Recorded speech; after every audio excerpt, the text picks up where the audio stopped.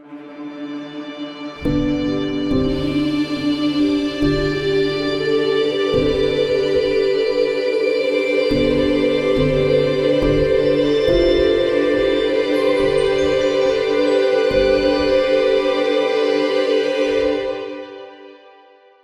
go ahead and get started. Our next panelist is Daniela Smolov Levy, and the title of her presentation is Opera Everywhere.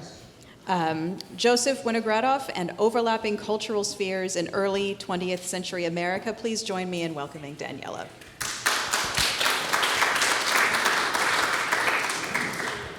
Thank you, Holly. It's a pleasure to be here. The operatic singing style is today generally considered unique, with an aesthetic entirely its own that is incompatible with most other genres and musical styles. We would find it hard to imagine a folk or popular music performer today singing in anything like an operatic style, or even have an opera singer perform an aria as part of a popular music concert. But this is a relatively modern development. Building on musicological research done on the presence of opera and operatic themes in Tin Pan Alley song and vaudeville in early 20th century America, I will show that even though the genre of opera, especially as a fully staged theatrical offering, had acquired strong elite connotations, the operatic style and operatic excerpts still pervaded a wide range of non-elite cultural contexts, including the world of Jewish immigrants. From a 21st century perspective, it may seem surprising that opera was among the culture consumed by predominantly working-class Yiddish-speaking recent Jewish immigrants to America. But many of them, in fact, had a great deal of familiarity with the genre and experienced it in a variety of places. In the secular sphere, this included opera houses and regular theaters, as well as concerts of classical and popular music. They also had heard opera in Yiddish theaters, both fully staged productions and interwoven, usually without attribution, into popular Yiddish operettas. Opera even turned up at picnics, as you can see here. It also turned up at funerals, such as when the Pilgrim's Chorus from Wagner's Tannhäuser was performed at the Yiddish playwright Jacob Gordon's funeral in 1909. The Yiddish and mainstream English language press were important sources of information for Jews about opera, especially star opera singers, who were major celebrities during this period. Operatic topics appeared in American popular songs, disseminated via recordings and sheet music, including music aimed specifically at Yiddish-speaking immigrants, as you can see here. Jews also experienced the operatic style in the sacred sphere, hearing cantors perform in synagogue, as well as in concert and on recordings. As I argue, the historical record suggests that in the early 20th century, despite the recent division at the time of culture into high and popular spheres, both operatic music and an operatic singing style were still congruent with the aesthetic of a wide variety of musical theatrical environments. This reveals the continuation of opera's popular legacy of having been widely consumed by all social classes throughout the 19th century. The career of Russian Jewish baritone Joseph Vinogradov, 1866 to 1936, particularly his movement among multiple cultural circles, high and popular, sacred and secular, Yiddish language and mainstream, European and American, as an opera singer, concert performer, and cantor, is emblematic of how what we would now perceive as a distinctively operatic singing style was not only compatible with, but often also characteristic of many musical genres, despite differentials in their cultural status and target audiences. Vinogradov's performances of opera, folk songs, Yiddish theater music, and liturgical music, as revealed through recordings, concert programs, and coverage in the Yiddish and English language press, reveals the shared aesthetic characteristics of these genres and performance contexts. This research extends the work of Jeffrey Chandler, our own Mark Slobin, Judah Cohen, and most recently our own Jeremiah Lockwood's work on cantor's crossover between the sacred and secular, including operatic spheres, to consider opera's presence in other realms of Yiddish speakers' cultural experience during this period. Vinogradov, who had changed his name like so many others from a Jewish-sounding name to a Russian-sounding one, is an especially interesting case study because he sang in such a diversity of contexts, retaining the same performative aesthetic even while crossing cultural boundaries. So what was this aesthetic that I'm calling the operatic singing style? Put simply, the sound of a trained vocalist performing with vibrato and a sense of grandness, theatricality, and expressiveness. Vinogradov's recordings reveal this clearly, as we will hear shortly. Part of the reason for this stylistic overlap among genres stems from an overlap in training. Like many in the musical theatrical world, both opera and operetta, mainstream and Yiddish, Vinogradov, who was born in Vilna, started out studying with a cantor. Indeed, it was common for male Jewish musicians to be trained as mishorerim, synagogue choir singers, and Vinogradov even sang with a cantor in a professional chorus at age 8. Like his contemporary fellow Russian Jewish opera singer Mikhail Medvedev, Vinogradov was encouraged to get opera training, graduating from the Vilna Conservatory in 1884, as well as studying in Italy. Vinogradov's operatic career took him across the Russian Empire, as well as to London, where in 1912 he sang in a newly composed Yiddish opera by Samuel Ullman, Melech HaChaz, as well as in Yiddish translations of Rigoletto, very good for his baritone voice, and Cavalleria Rusticana at the Feynman Yiddish People's Theater. In 1920, Vinogradov emigrated to the US, where he went on tour for several years, giving many concerts for both Yiddish and English-speaking audiences, performed in the Yiddish theater, and also became a cantor. Vinogradov also toured Poland in 1922, and in 1934 emigrated to Palestine, where he died 2 years later. European concert programs reveal that Vinogradov's operatic repertoire was extensive and included both standard European and Russian operas.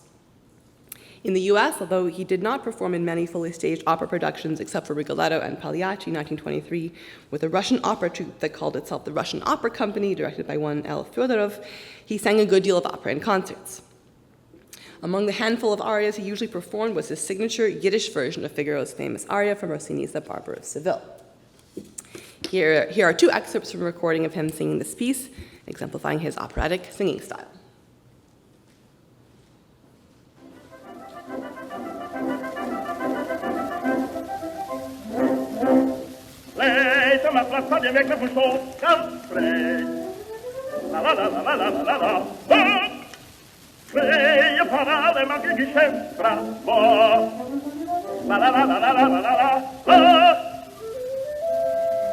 Ach, ich ist mein Schicksal, wer jedes etwas leben. Ach, ich leben. Ich verfriede.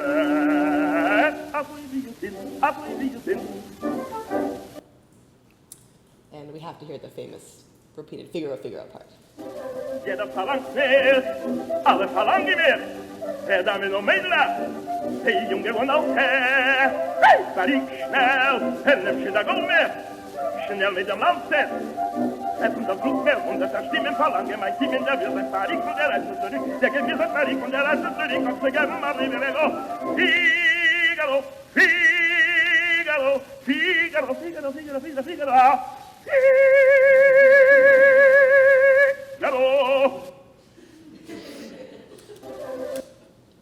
As you can see here in what is a typical Vinogradov program, this one from a concert he gave in Hartford, Connecticut in 1922, his concerts were usually joint recitals with other musicians, featuring a mix of opera, folk songs, Jewish religious music, dramatic theater recitations, classical music, usually arrangements, popular American songs, and sometimes also political speeches.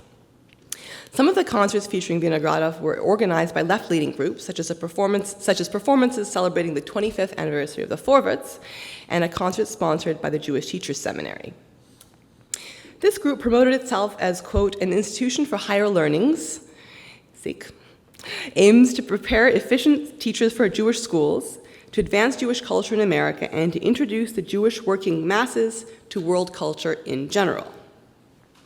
The last part of the mission statement's Yiddish version reads a little differently. Quote, to propagate general education and enlightenment among the Jewish working masses, end quote. This organization evidently embraced the ideologies of Bildung and Aufklärung, enlightenment, which had long been a widespread aspiration among Jews in their search for a better life through assimilation into mainstream culture. In these mixed genre concerts in both the US and Europe, Vinogradov sang opera arias in Italian, Russian, and Yiddish, as well as Yiddish folk songs. Here's a poster from Poland, for example, in which Vinogradov is advertised as giving an opera and folk song concert, and another showing classical and folk selections. Let's listen to Vinogradov singing the folk song Giddel Mieten Fiddle in a different version from the one you've been hearing me play. This one is written around 1913, in which you can hear Vinogradov's distinctively operatic singing style.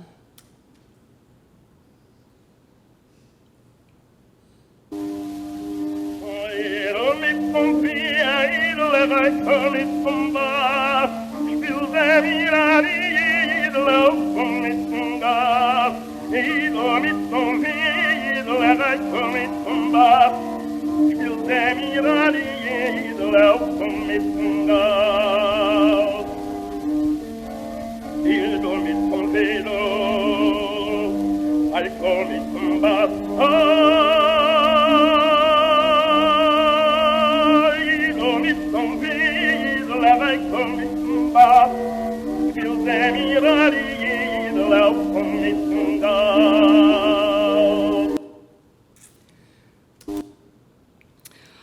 Although categorized as a folk song, this piece's art song feel was a deliberate aesthetic decision. The song's composer, Moses Milner, was part of a group of Yiddish-speaking composers from the St. Petersburg Conservatory who had founded the Society for Jewish Folk Music in 1908 to promote Jewish art music that mixed traditional Jewish folk and liturgical idioms with a Western classical style, yet another example of the crossing of musical boundaries in the early 20th century. While Vinogradov appears to have targeted predominantly Yiddish-speaking audiences in his American concerts, he had also sung this same mix of opera and Jewish folk songs for a wider public of over 5,000 people at his American debut at the Hippodrome in New York in October 1920, a performance that was reviewed by at least 7 news publications, including the New York Times. In this Hippodrome performance, he sang 3 opera arias in 3 languages, the standard pieces that he typically performed in his concerts: an aria from Tchaikovsky's Queen of Spades in Russian, an aria from Meyerbeer's L'Africaine in Italian, which was typical even though the opera was obviously written in French, and of course his Figaro Cavatina in Yiddish. In referring to this piece, the Yiddish Figaro, the New York Times described Yiddish as, quote, a vernacular unfamiliar to opera goers here, but not so to a great part of his hearers who made him repeat the air. Vinogradov brought his operatic aesthetic to performances of another Yiddish folk song that he often gave in recitals, Adin Torah mit Gott, a liturgical style piece by Lowell, published in 1921. The highbrow aesthetic aspirations of composers of this genre are evident in the fact that this piece is listed as part of the category of, quote, high-class Jewish music in the catalog at the end of the sheet music. Let's hear Vinogradov sing the closing section of this.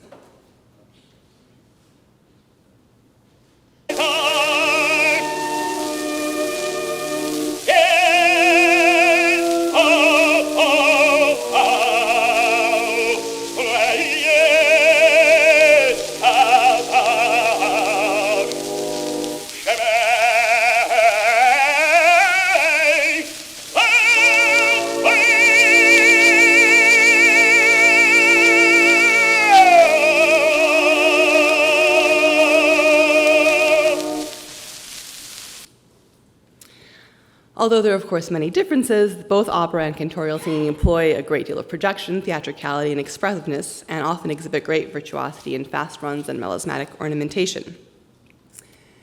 This 1909 cartoon references this aesthetic closeness. The caption reads, in the old country he was a cantor and was called Zelikovich.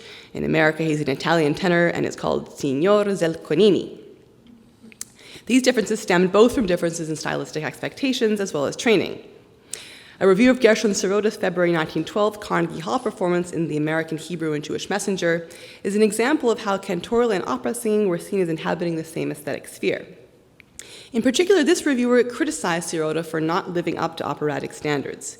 He noted a, quote, trace of roughness in Sirota's performance of, quote, modern compositions not of the synagogal order, end quote, as well as in the Aida excerpt, which was, quote, marred by a lack of smoothness, end quote.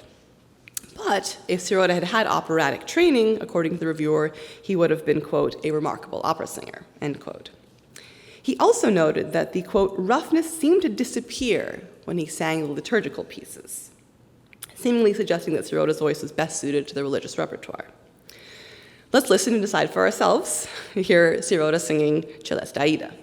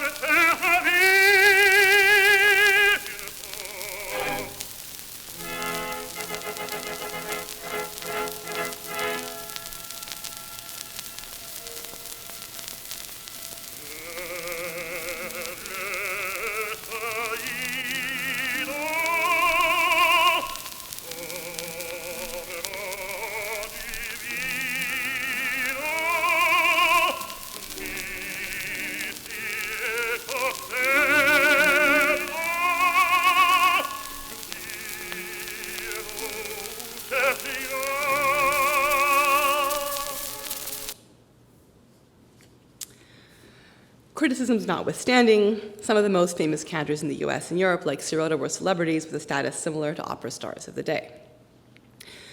Concerts in which Vinogradov sang opera and folk songs also often had cantors performing in them as well. Vinogradov himself gave joint recitals with the famous cantor Jocelyn Rosenblatt, as you can see here. Of course, the dangerous allure of opera for cantors looms large in the history of cantorial singing in both Europe and America from the 19th through mid-20th centuries. Tomorrow, our own Ron Raboy will discuss one of the most famous manifestations of this tension apparent in the 1940 Yiddish language film Overture to Glory. The fact that cantors sometimes doubled as opera singers or tried to resist the temptation of doing so clearly reveals the closeness and vocal aesthetic of the two spheres. This now famous cartoon, cited in practically every book on the subject and article, references Rosenblatt's famous rejection of the Chicago Opera's offer of $1,000 per night, which is the equivalent of more than $20,000 today per night, to sing in La Juive.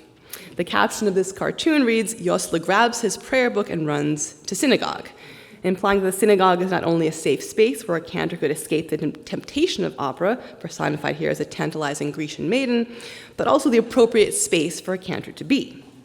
A concert setting or the recording studio, however, although secular, were also considered permissible for cantors because they were free of the immoral connotations of the theater.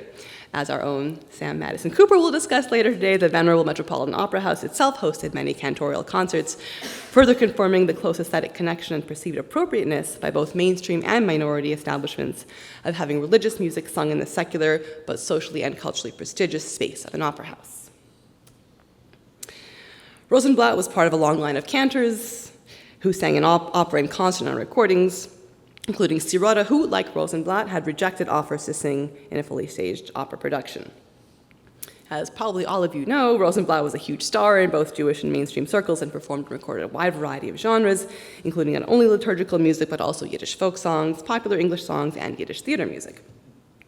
Despite their blending of secular and sacred repertoire in concerts, cantors sometimes signaled the distinction with visual cues, as did Sirota, who in his Carnegie Hall concert wore a high silk hat when singing the liturgical music, but removed it when singing opera. Vinogradov himself became a cantor after coming to the US, singing during the high holidays in venues such as the Stadium Theater in the Brownsville section of Brooklyn, working-class Russian-Jewish immigrant neighborhood, in the theater, which seated about 1,700 people. Vinogradov apparently once told the famous cantor Zabel Kvartin, quote, of the inner emptiness he felt at having abandoned his tradition for the hollow world of opera stardom, end quote. Although to my knowledge Vinogradov didn't record any sacred music, his singing of the Kaddish, as we heard earlier in the folk song, is likely reflective of his approach to performing liturgical music. After coming to the US, Vinogradov also brought his operatic skills to the popular sphere of the Yiddish theater, which itself included a good deal of both operatic and liturgical music, as our friend Rusi told us yesterday. The opera singer Medvedev also had made an extended foray into the Yiddish theater when he came to America in the late 1890s. The so-called Schund, or trash, historical operettas of Hurwitz and Lateiner that were massively popular with the Yiddish-speaking theater going public in the late 19th and early 20th centuries were notorious for their borrowings and imitations of Italian and Russian operas. The more respectable operettas, the so-called father of Yiddish theater, Avram Goldfaden, had operatic elements too, including his Bar Kochba, for which Vinogradov became well known for his performances in the title role, as you can see here.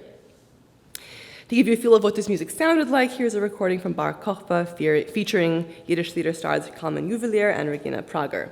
And again, as Ruthie told us yesterday, Prager was well known for her operatic voice and is someone who easily could have had an operatic career if she had chosen to.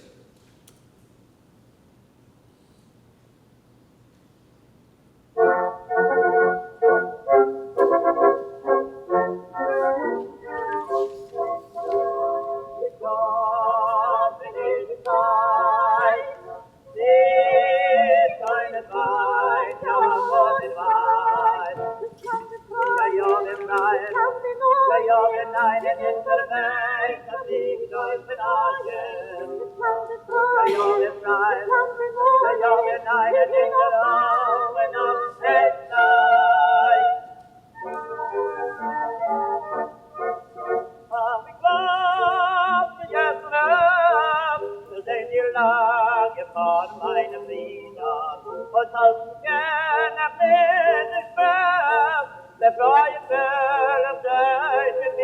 I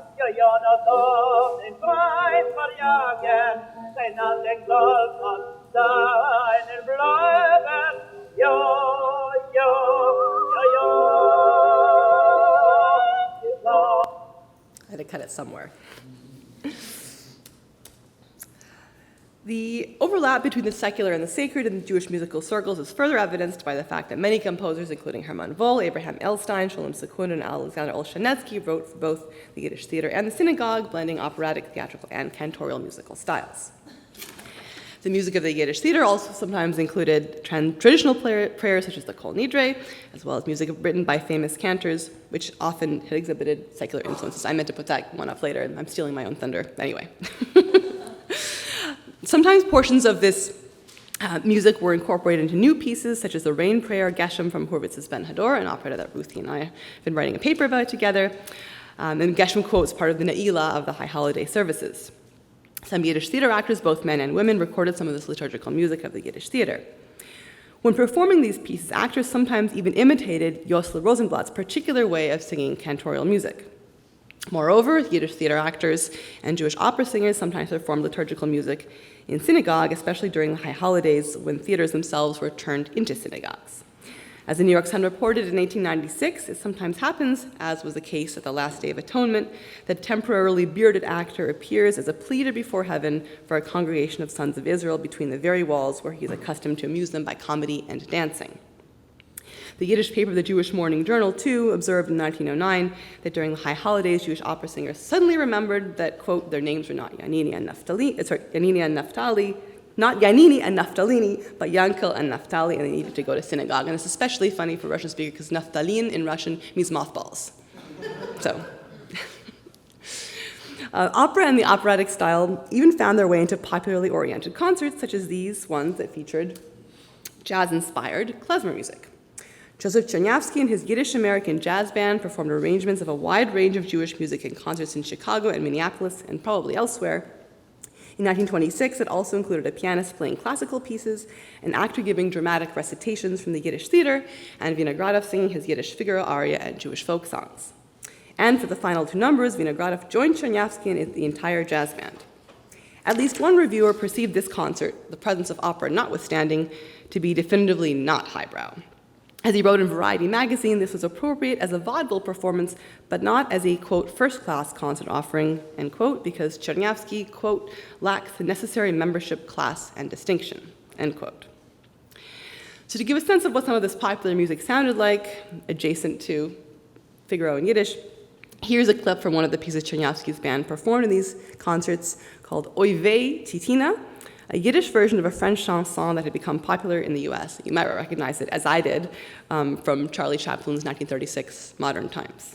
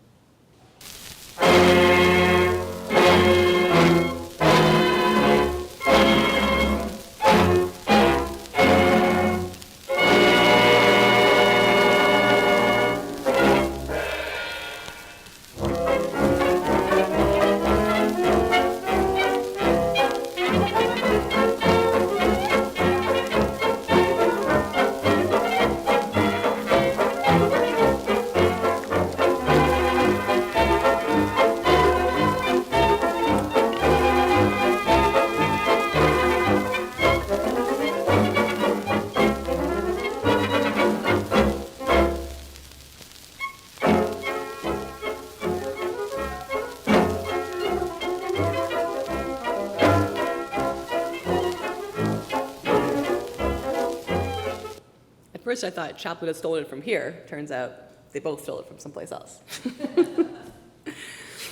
So Vinogradov's appearance in all these contexts reveals the embeddedness of both opera and the operatic singing style in so much of the music heard by American audiences, and especially Jewish immigrant audiences in the first quarter of the 20th century.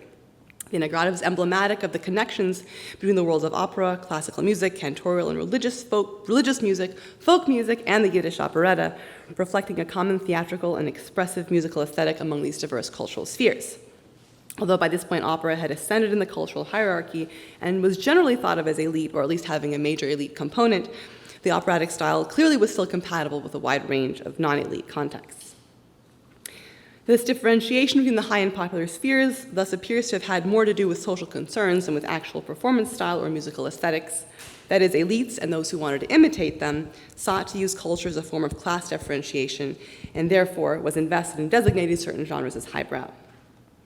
In the present, although the operatic style is as far removed from popular culture as it probably ever has been, opera continues to be brought together with popular music, although in new ways, as traditional hierarchies of both culture and religion are being re-examined and reshaped in the 21st century. Thank you.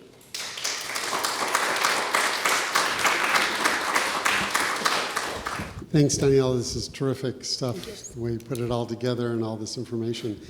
What occurs to me after teaching the cantorial school for 20 years is that a lot of people that you meet in congregations will say, like, our cantor is so good that he could be at the Metropolitan Opera. It's like, it's a measure of the value of your cantor that if they wanted to, they could. So I'm just curious what kind of responses, or if there's anything that you've collected regarding, audience or congregations kind of conversations about, their cantor moving between, the opera stage and the synagogue. You mean in the present or in the past?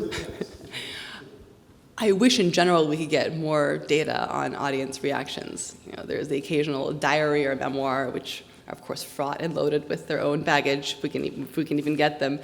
The closest thing, I think, to an indication of the public's response is the Rosenblatt Chicago Opera situation, where there was uproar, at least among the leaders of the congregation, presumably representing the anxieties of the congregation over, what would happen if he were to do such a thing. And, it appears that he went some way towards potentially doing it, suggesting that maybe he perceived, or he, within the circle of synagogue leadership, perceived that there was some small opening for potentially considering it. It wasn't that it was totally off the table immediately, which gives some sense of, again, there's a little bit of latitude, but ultimately he did not. Now, who knows how much of that was a public relations stunt? We know he was not above that. Doesn't make him a bad person. So I think that's the one thing I can think of. I'm sure there are others in the room who could probably speak to that, but that's the one thing that comes to mind. But generally, we don't know what audiences thought. I mean, the fact that they went to all his concerts and they bought all these records suggests that they thought it was okay. Yeah, Sam. I have so many comments. First of all, I loved seeing all of the ways that this paper has developed since you first gave it in our panel at AJS. This is so much fun. But I'll stick to my two main questions. So my first was, I remember someone in the audience at our presentation and our panel saying something about how the Signor Zalcanini caricature was based on a real cantor. And I wondered if you'd had any luck tracking down who that cantor might have been. And then my other cantor was just generally what you might think that singing Barber of Seville does, like in Yiddish, does to the aria. Like, of course we know that this translation is possible and that it happened and it's like so much fun to hear, and the glissandi and the swoops and the things that would not be sort of typical in an actual operatic performance are really fun for an audience nowadays to get to listen to.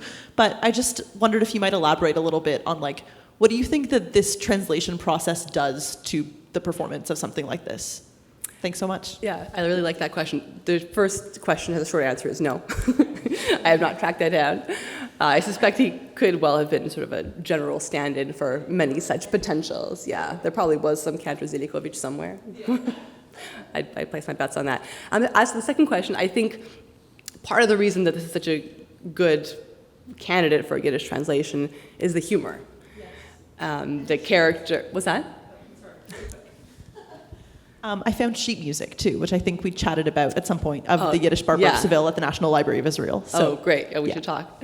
But I think the character, the Barber character is, such a, classic buffo. And the Yiddish adds that, it has that down-home flavor that maybe permits sort of an expansion of the humorous elements that are already built into the Rossini, and that updates it for modern audiences, which are, the aria wasn't, early, it was like 1816 or 1817, something like that. So it already was old, even in the early 20th century. So I think there was room for updating it in that way that I think probably spoke to audiences. Oh, I just can't resist telling an anecdote from the cantor interviews that I did in the 1980s. And this cantor had been studying opera, I think, in Geneva with a non-Jewish guy. It was his friend. And he said, well, when my friend discovered that he wasn't really going to cut it in the opera world, he threw himself into Lake Geneva, he said. But I knew I could always become a cantor. Just a question about the Figaro. I was surprised to hear him say Figaro, because I've always heard it Schwigaro. And I don't know what's in the music. What's in the translation of the music? Is it Schwigaro or Figaro? Oh, because I've been covering cantor for 40 years. I've always sung Schwigaro. There's been lots of discussions, and you talked about the notion of aspiring to the elitism of the opera world, that's what the Yiddish speakers were bringing. But there's also the obverse, that and it involves actually a kind of self-hatred, because it's a notion of being naughty, of making it schmutzig, making the opera schmutzig by making it Yiddish.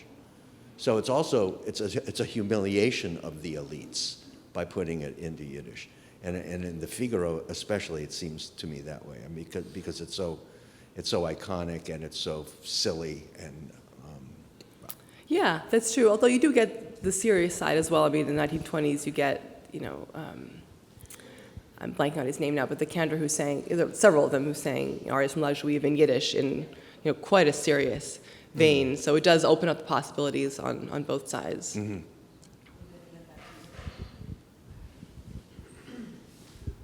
Speaking of attitudes, I'm wondering what your take on those two quotes from the Yiddish press were.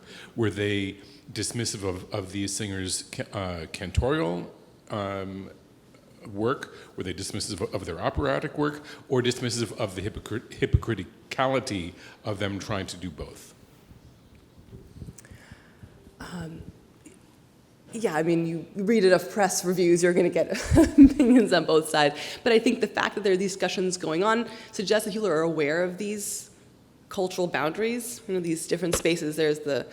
In the theater, they're in the same walls of the theater, getting to Ruthie's presentation. The theater itself can stage a synagogue. It can become a synagogue itself, and the same actors who are one day singing and dancing, and that's one context, are now bearded and singing the liturgy in a serious way, and that there's clearly some discomfort in the fact that these are the same cast of characters in the same place and performing sometimes the same music, but with a very different kind of intent. So I think, and same thing with the vocal style, I think the criticisms reflect this anxiety, that Ron is pointing to between, the seriousness and then, of the music, of the moral righteousness of liturgical music, and then the immoral nature of the opera world. We're not going to talk about opera plots, and the kind of women who were involved in the opera world that made the similarity of vocal aesthetic,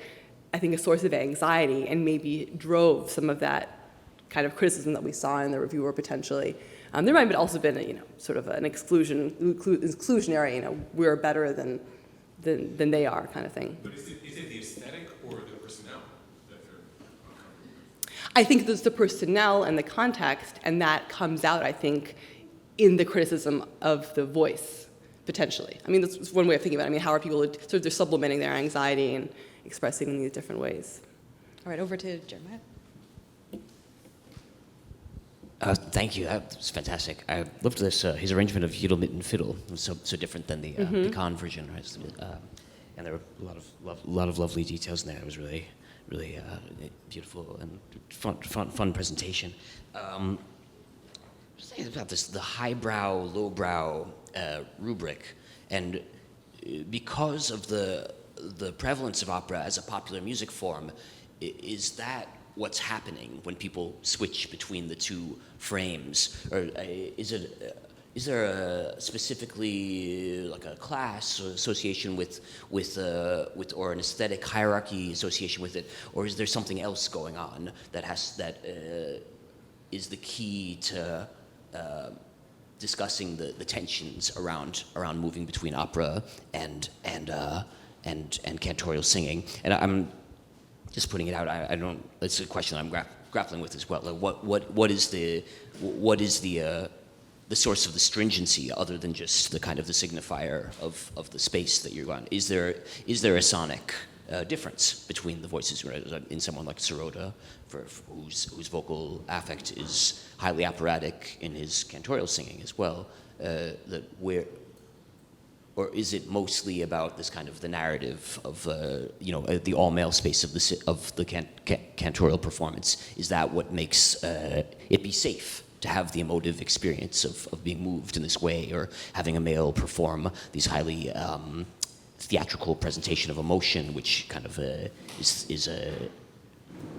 it's safe in the synagogue but dangerous in the unregulated space of the opera? And just I don't know. Yeah, I think thoughts about pointing to a lot of interesting tensions. I think that's what has drawn me to the whole topic of opera in general. It has this weird. There's the high class associations, but then the elite listeners are contrasted unfavorably, typically with the real opera lovers and the immigrants. And yet the opera house stands the kind of aspirational thing, and you see in reports these things that came out in the early 1900s of these organizations who were variously supportive or not supportive of immigrants, and they often refer to the intelligentsia as going to the Metropolitan Opera or the Manhattan Opera as a sign of cultural status and prestige. But at the same time, that music clearly has a popular appeal because, as we know, it was woven into the operettas. It's a kind of appealing, aesthetic style. So I think part of the anxiety, maybe, and the interest is all bound up in this complicated thing. Is opera? Is it socially uplifting?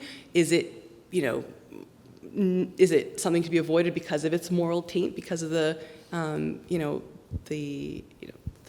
plots, the women, the whole theatrical environment, and the gender ambiguity? You talk about the cantorials. I think it's a nice way of thinking about it, how it's a safe space where that kind of emotionality, the expressiveness, can be done by men in a way that expresses all the emotive power of the music and the feelings, but without the discomfort about all the associated gender elements. So I think the short answer is I think that it's those many tensions embodied in the genre. It's not all one thing or the other, and context matters a lot, which is why I think it's so interesting to try to piece these things. If it's at a picnic, it's one thing. If it's a funeral, it's another. If it's an unattributed bit of Traviata in some historical operetta, or is it a full aria sung by a cantor? I think it's both positive and negative depending on whom you ask and when you ask.